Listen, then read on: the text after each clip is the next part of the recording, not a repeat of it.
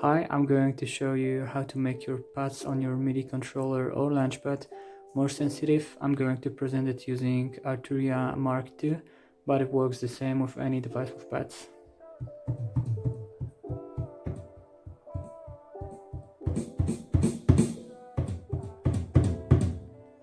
So as you can see, to get the full velocity I have to hit them really hard right now, and it's very inconvenient to play with pads this hard. So let's get started. Before you take out the back, you should take the knobs out, and to do that you just pick them up like that. So the first thing you want to do is flip the keyboard over and unscrew all of those screws. And the next thing you want to do is take this thing out from here, but you have to be quite delicate with that. And then you want to unscrew this screw, and all of those. Also, don't take those out.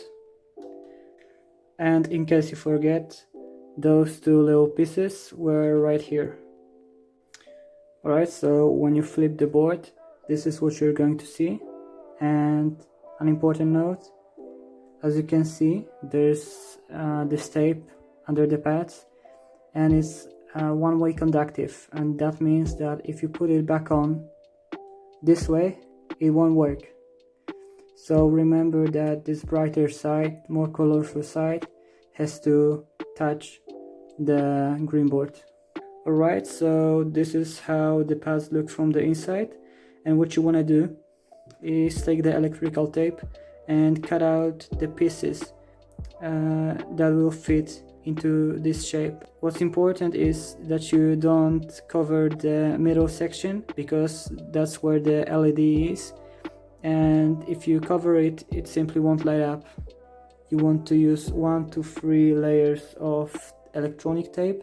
One layer will add the least amount of sensitivity to your pads, 3 obviously the most. But the reason you shouldn't start with 3 at start is that if you use too much layers, you can actually cause the pads to be active all of the time, and you can't use them then, because every time you plug in your MIDI keyboard, they'll be just active, they'll be playing all the time, and you don't want that.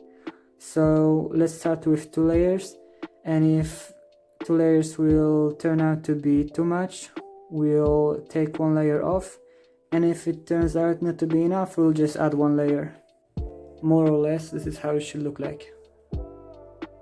To place the pads back on, place them on the white cover instead of placing them on the green board and trying to flip them over with the green board. For some reason I tried to do that for a pretty long time.